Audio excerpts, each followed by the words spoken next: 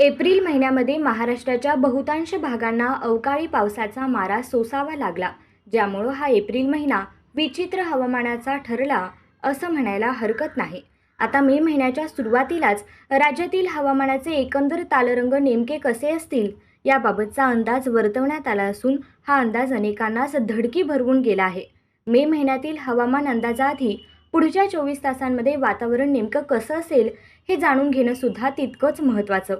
त्याआधी तुम्ही आमच्या चॅनलवर नवीन असला तर आत्ताच सबस्क्राईब करा आणि अशाच नवनवीन बातम्या पाहायला विसरू नका. मुंबई शहर आणि उपनगरांमध्ये कमाल तापमानाचं 2 ते 3 अंशांची घट अपेक्षित आहे. मात्र दमट वातावरणामुळे उष्मा मात्र घाम फोडताना दिसेल.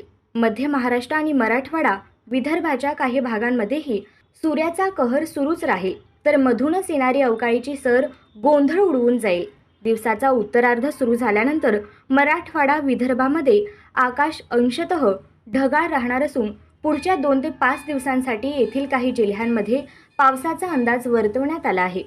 मराठवाड्यात काही ठिकाणी तापमान उष्ण आणि दमट असेल, तर धाराशिव, लातूर आणि नांदेडमध्ये ढगाळ वातावरणासह पावसाच्या तुरळक सरींची शक्यता असल्याची बाब हवामान विभागानं स्पष्ट केली आहे. राज्याच्या उत्तर कोकणासह पूर्व विदर्भ वगळता उर्वरित जिल्ह्यांमध्ये उष्णतेच्या लाटेसम परिस्थिती निर्माण होण्याचा प्राथमिक अंदाज आहे.